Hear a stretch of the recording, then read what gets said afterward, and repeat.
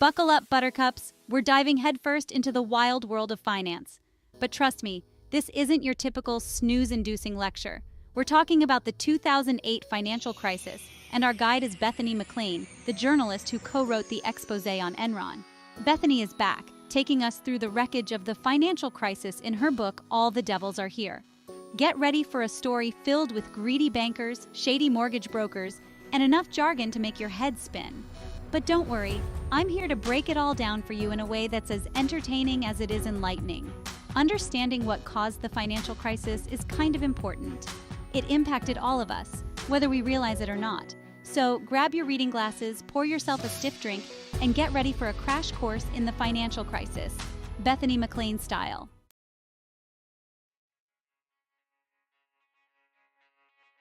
Let me tell you more about our fearless leader, Bethany Mclean.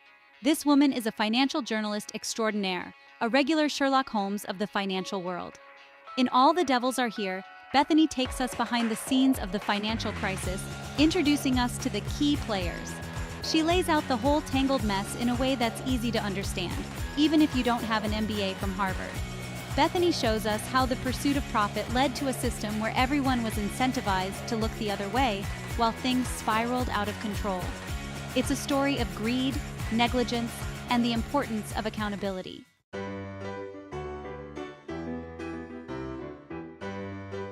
Now, I know what you're thinking. Ellen, this all sounds terribly depressing. And you're not wrong. The financial crisis was a dark time for a lot of people. But trust me, Bethany Mclean knows how to tell a good story, even when it's about subprime mortgages and credit default swaps. She injects humor, wit, and a healthy dose of outrage into her writing, making All the Devils Are Here a surprisingly engaging read. So, whether you're a financial whiz or you can barely balance your checkbook, All the Devils Are Here is a must-read for anyone who wants to understand how we got into this mess and how we can avoid making the same mistakes again.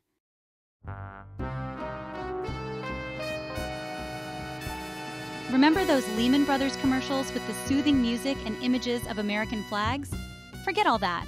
Bethany rips the mask off Wall Street and introduces us to the real Lehman Brothers. We're talking about a company built on risk, leverage, and a whole lot of hubris. When the housing bubble burst, Lehman Brothers came crashing down, taking a big chunk of the global economy with them. It's a story of ambition, arrogance, and ultimately, spectacular failure.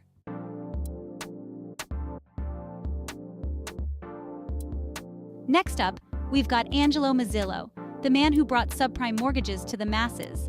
Mozilo was the CEO of Countrywide Financial, a company that was practically giving away mortgages. These were subprime loans given to people who had no business buying a house in the first place.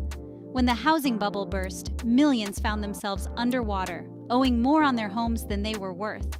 It was a disaster of epic proportions, and Angelo Mozilo was right at the center of it all.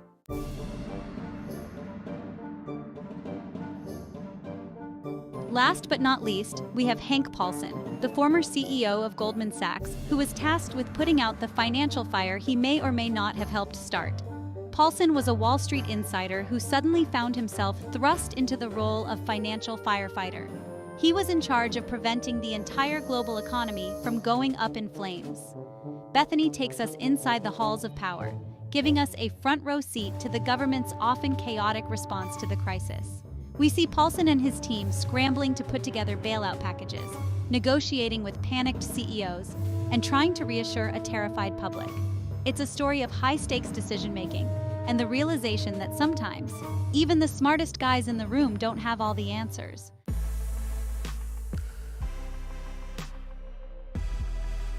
Now it's time to enter the wacky world of Wall Street, where they take perfectly normal things like mortgages and turn them into exotic financial instruments like collateralized debt obligations, or CDOs. Imagine taking a whole bunch of mortgages, some good, some bad, putting them all in a blender and hitting liquefy. Out pops a CDO, a magical financial concoction that Wall Street swore was a surefire way to make money. But here's the thing about CDOs. If you don't understand how it works, you probably shouldn't be investing in it. And trust me, most people, even the ones on Wall Street who were creating these things, didn't really understand how they worked.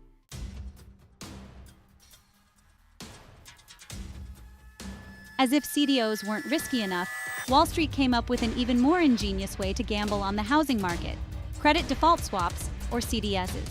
Think of it as insurance for your CDOs, except the insurance policy itself was a ticking time bomb. CDS were like financial weapons of mass destruction, and nobody, not even the people who created them, seemed to fully grasp the potential consequences. You buy a CDS on a CDO, and if the CDO goes belly up, you get a big fat payout. Sounds great, right? Except when everyone starts betting against the housing market at the same time and those CDS start coming due, it's like a game of financial hot potato. And guess what? When the housing bubble burst, the music stopped and a lot of people got burned.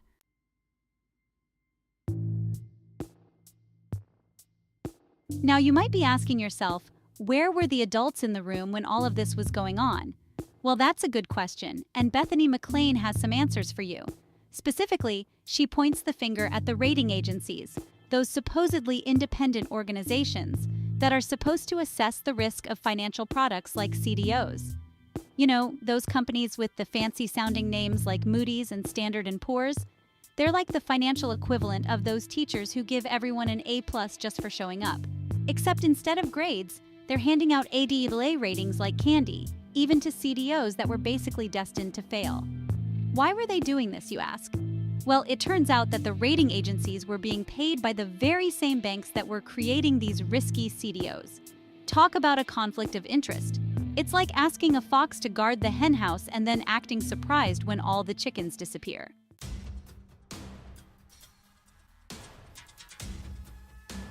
The housing bubble has officially burst, and those fancy CDOs that Wall Street was so proud of are going bust faster than a contestant on Nailed It. Remember those CDS, the insurance policies designed to protect against this very thing? Well, they backfired spectacularly, leaving a trail of financial wreckage from Wall Street to Main Street. This wasn't just a bunch of greedy bankers losing their fancy bonuses. This was a full-blown economic earthquake, and everyone, from your neighbor who took out a subprime mortgage to your grandma who had her retirement savings in the stock market, felt the tremors. Remember Lehman Brothers? Their collapse was like the first domino to fall, setting off a chain reaction that rippled through the global economy. Suddenly, banks were terrified to lend money to each other. Businesses couldn't get the loans they needed to operate, and people started losing their jobs left and right.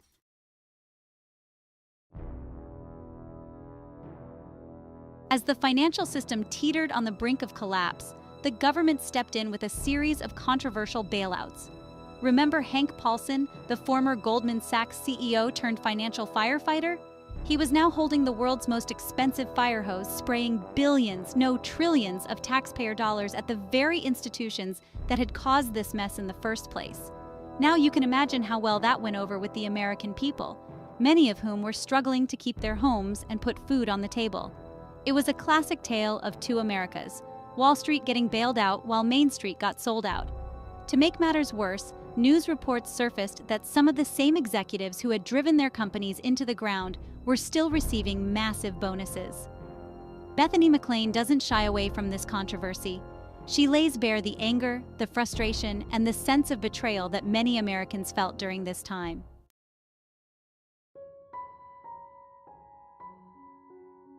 The Great Recession. Remember when we weren't talking about inflation? The aftermath of the financial crisis was a period of economic pain and uncertainty. Remember when we joked about eating ramen noodles and canceling Netflix? Those were the days. Unemployment soared, home values plummeted, and the stock market was a roller coaster. It was a time of belt-tightening and job searching.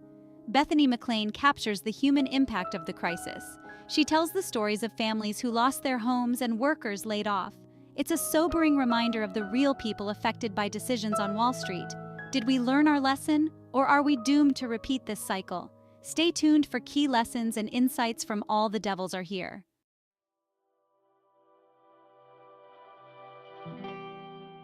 Section 1. The Blame Game, Passing the Buck on Wall Street. Okay, so the financial system imploded, the economy went into a tailspin, and millions of people lost their jobs, their homes, and their retirement savings. Now what? Well, naturally, it's time for everyone's favorite game, the blame game. Bethany takes us inside the halls of Congress, where politicians held hearings, pointed fingers, and generally tried to avoid taking any responsibility for the mess. Remember those bailouts that saved Wall Street from itself? Well, they also sparked a furious debate about who was to blame for the crisis and who should pay for the cleanup. Was it the greedy bankers who made reckless bets with other people's money? The regulators who were asleep at the wheel? The homeowners who took out mortgages they couldn't afford?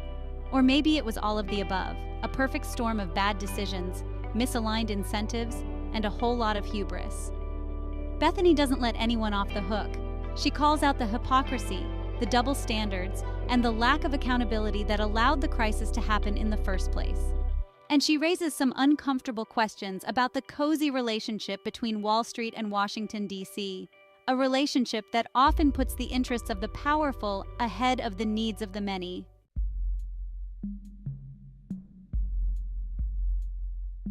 Section 2. The myth of the free market, when laissez-faire goes haywire. One of the biggest takeaways from All the Devils Are Here is that the free market isn't always so free. Remember those deregulation cheerleaders who claimed that the market could regulate itself? Well, they learned the hard way that sometimes a little bit of regulation is a good thing. Like, when it prevents the entire financial system from going kaboom.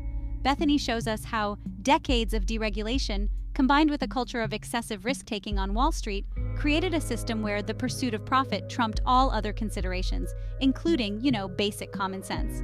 It's like letting a bunch of toddlers loose in a candy store with unlimited credit cards and then acting surprised when they eat themselves sick. The financial crisis exposed the flaws in the idea that the market always knows best.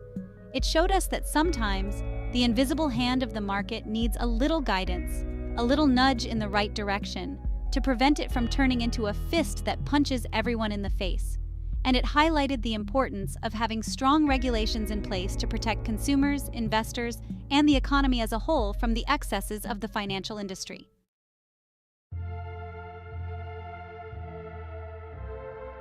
Lessons learned, or are we all doomed to repeat history? Did we learn our lesson from the financial crisis, or are we doomed to repeat the same mistakes? Bethany offers valuable insights and skepticism. There are new regulations and greater awareness, but issues like income inequality and excessive debt remain. So, what does the future hold? We can't afford to be complacent. We need to remain vigilant and hold our leaders accountable, because all the devils are still here.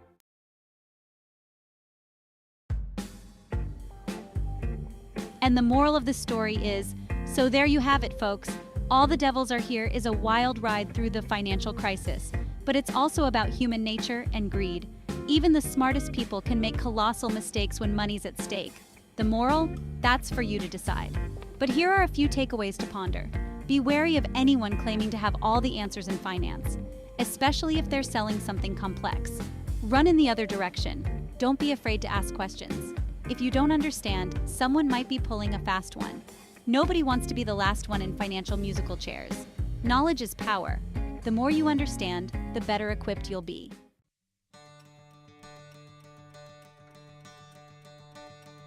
Financial literacy. It's not just for bankers anymore.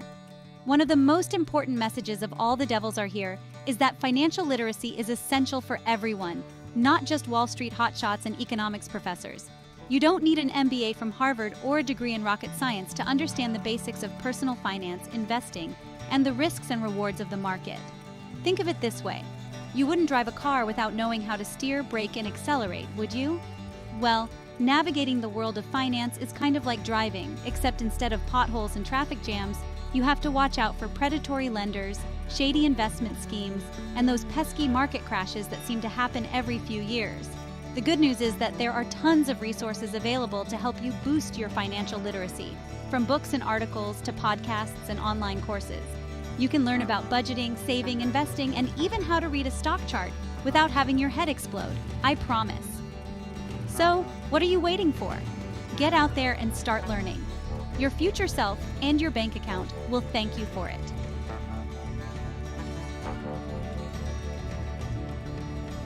Stay informed, stay engaged, and keep your hand on your wallet. The financial crisis was a wake-up call for all of us. It showed us that even in the 21st century, the financial system is far from perfect, and that the decisions made on Wall Street and in Washington, D.C. can have a profound impact on our lives. The best way to prevent another crisis? Stay informed, stay engaged, and don't be afraid to hold our leaders accountable. Read books like All the Devils Are Here to understand how we got into this mess in the first place. Pay attention to the news and ask questions about how economic policies are affecting you and your community. And most importantly, vote for leaders who will fight for a more just and sustainable financial system. Remember, folks, it's our money, our economy, and our future. Let's not let the devils run wild again. And on that note, I'm going to go check my retirement account. I have a feeling it needs a hug and maybe a stiff drink. Stay informed, stay engaged, and keep on laughing, my friends. We'll get through this together.